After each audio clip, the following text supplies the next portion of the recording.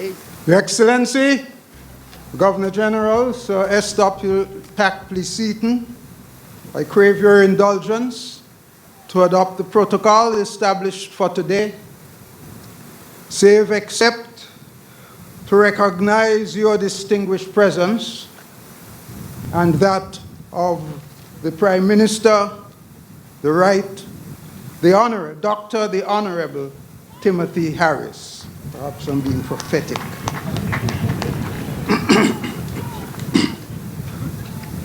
I welcome the opportunity to have a conversation with the youth of our nation. I am opening the conversation today, and I want you hereafter to carry it on among yourselves. Today we celebrate National Heroes Day. What makes a national hero? What is the common thread? The common thread is service with a capital S. Service to the people of our nation. And it is the people who make national heroes. Not one of the 5 of us would be national heroes without the support and opportunity for service given to us by the people.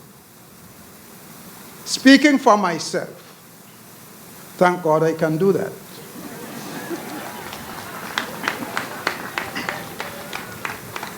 I would not be a national hero without the support of the people.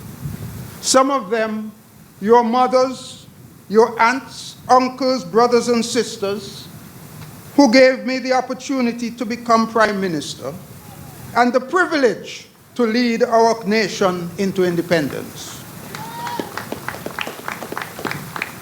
I thank the government and the people of St. Kitts and Nevis for the signal honor given to me while I am yet alive. I thank God for life every moment of the day.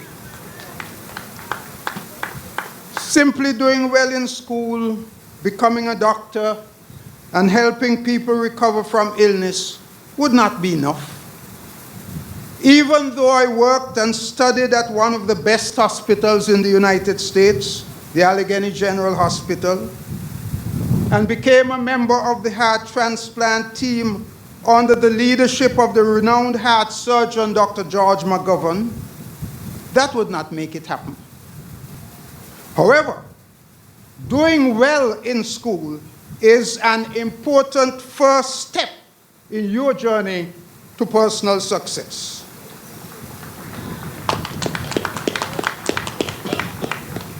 When you achieve that success, remember to build a better life for your parents and guardians who sacrifice much and deprive themselves so that you can make it. Learning in school, striving to be the best you can be, is the foundation on which you can build the rest of your life. Now I am going to give you, all of you, here and in TV and radio land, some advice. I know some people don't like to take advice, but I'll give it anyway, because it is personal. It is how I lived it. 1, every day, pay careful attention to the teacher in class and try to understand what you are being taught. If you do not understand, say so. 2, assuming that you're going straight home from school, when you get there, do not open a school book at that time.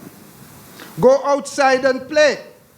Go jogging, practice football, cricket, basketball, netball, or tennis. You know I must mention tennis. This applies to boys and girls. Devote 1 to 1.5 hours to exercise. This is not book advice. This is how I lived every school day. You can do it too. The habit of exercise is essential for your health now and for the rest of your life. Later that evening, every day without fail, go over what you learned that day. It might be quick, easy, and straightforward, but if you have to, wrestle with it like a dog with a bone. And don't give up until you know and understand, that's the key word, what you were taught that day. 4, in addition, be sure to complete any homework assignment before you go to bed. I wonder if you noticed something. No time for Xbox or TV yet? That's the point. You have to get your priorities in order. I know you're going to tell me that things have changed from my time. That's true. We didn't have an Xbox or iPad or TV. Some of us didn't even have a radio. Yes, things have changed. You, the young people of today, face greater challenges and distractions than we ever faced. Our country appears to be responding in like manner to the epidemic of crime and violence which is plaguing the region and the world. Some people say that our young people are responding to peer pressure. I am calling on you, our young people, not to react or respond to a peer pressure that drags you into the morass of crime and violence, but to yourselves. You yourselves create peer pressure, a peer pressure that has respect for God and your peers, a peer pressure that works to ensure that our land of beauty, where peace abounds, returns to and remains in that beautiful and peaceful state. The good news is that it is happening slowly but surely. I felt privileged when I was introduced to some young students who had made a robot and earned recognition in an international competition for their work. Made a robot here in St. Kitts? That is the kind of peer pressure we need. Youth of our nation, you must delve deeply into the world of science and technology and finance and languages and trades and give full expression to your creative and innovative instincts.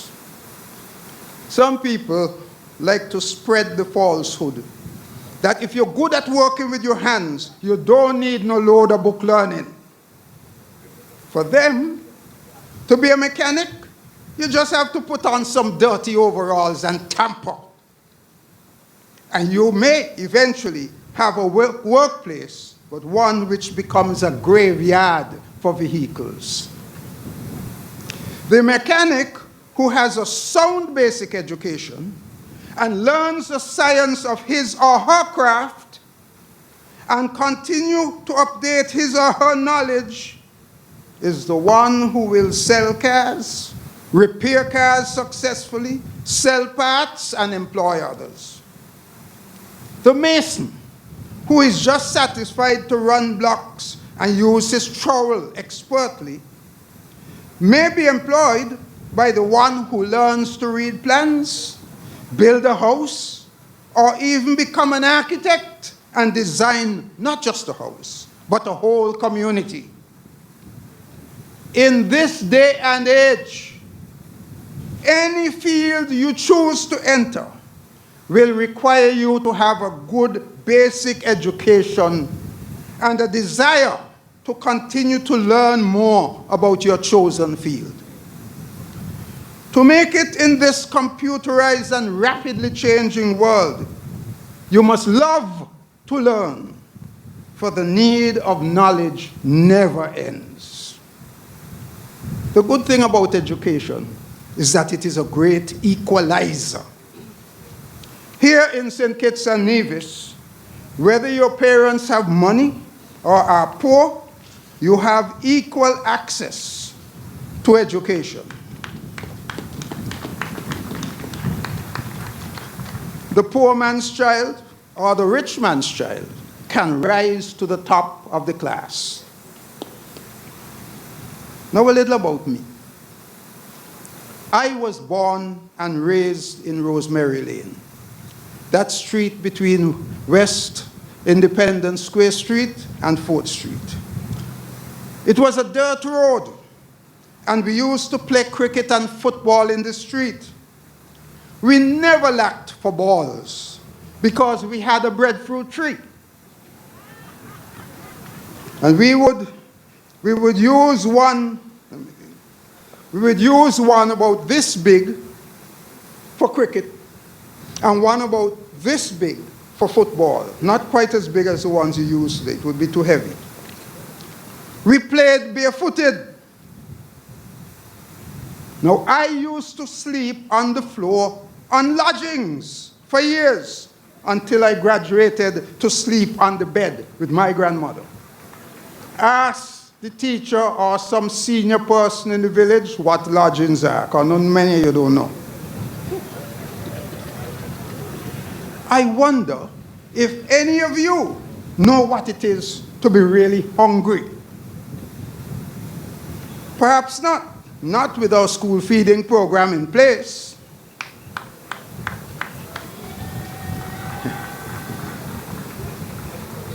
In any case, I am not talking about I had breakfast and that lunchtime is approaching, I begin to feel a little hungry, kind of hungry. I mean, I have not had enough to eat for the whole day. And the piece of bread and bush tea I had tonight ain't even pick my teeth. That kind of hungry. I was between 6 and 7 years old. And I used to fear darkness and cockroach and spider. They were so big we used to call them donkey spider. Our house was up on nogs with a cellar underneath. There was a back stairs to the house with a little landing at the top.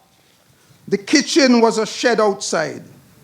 The pots and pans were hung on nails under the steps, and the coal pot was kept on the ground under the steps. The crocus bag of coals was in the kitchen, so it won't get wet. I was living with my aunt and grandmother. This particular night, I was hungry. But there would be no more bread in the house, because bread was the staple. No more bread in the house until Mrs. Hawley's shop opened in the morning. I was so hungry I started to cry. And I told my aunt, I'm hungry. She said to me, all I have in the house is some rice and butter. But I am not going back downstairs. So she went on, I will cook some rice with the butter for you, but you have to go downstairs and bring up the coal pot, the coals, and the pot. Well, I can tell you that hunger was greater than fear at that time. So I took the hurricane lamp and went down the steps. There was no switch to turn on or off. The roaches and the spiders started to run all over the place. But I had to make 2 trips. I had to leave the lamp down there and carry up the coal pot and the coals. Then go back for the lamp and the pot. From being poor, hungry, and afraid, I am here today before you, a national hero. Living national hero.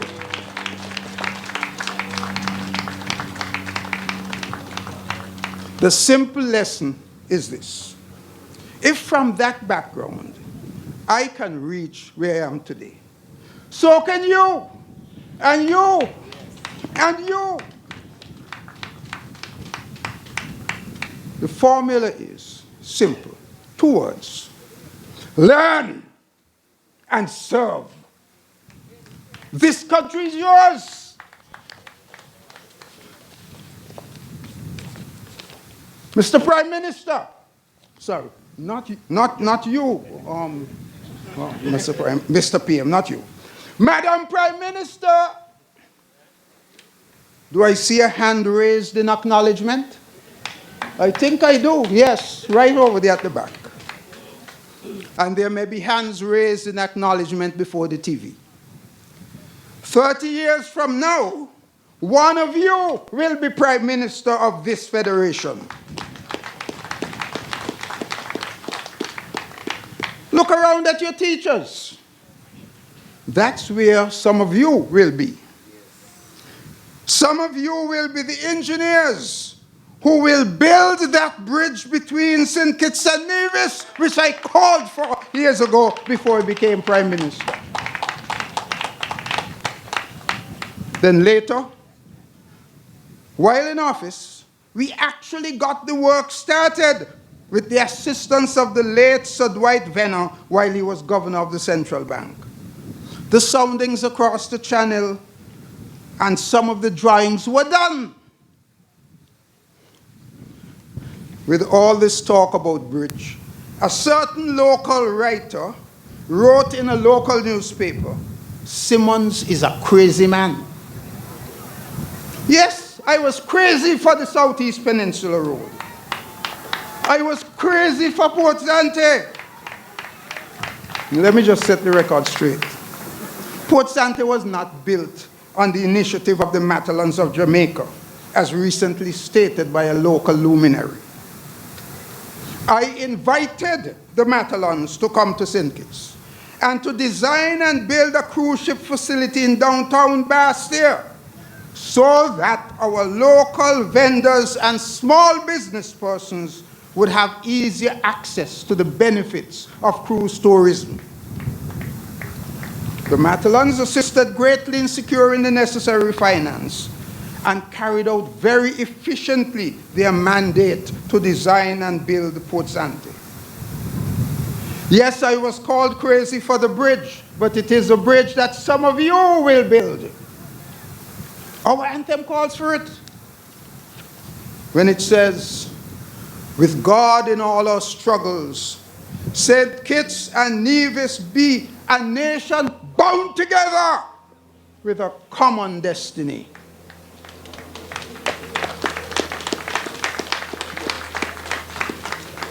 Our nation has no shortage of role models. And it might be a travesty if I name a few, but I still will do it.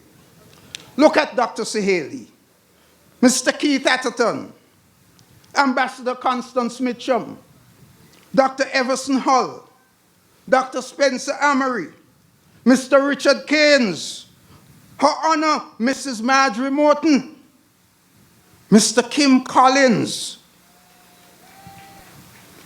What an inspiration is that young man. He was the fastest man in the world in 2003. Then he was the fastest man over 40 years old. Now the other world athletes, his peers, have elected him by a landslide to represent them on the IAAF, the International Association of Athletics Federations Commission.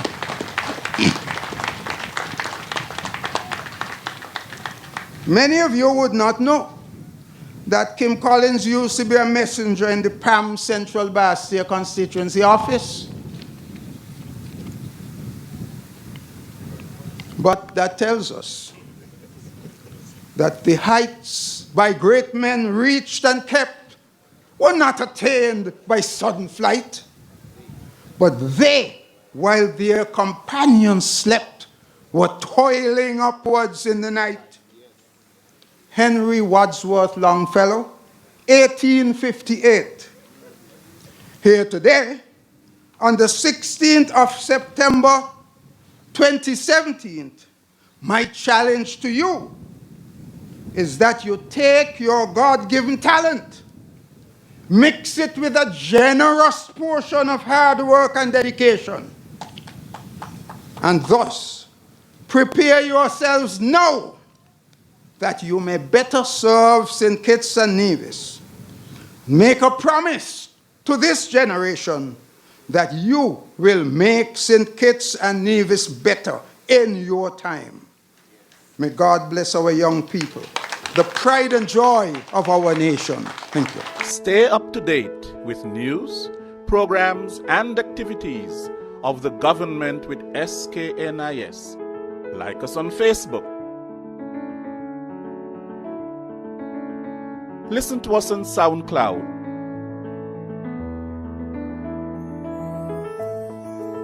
Follow us on Twitter. And watch our videos on YouTube. Connect with us today. SKNIS, St. Kitts and Nevis Information Service.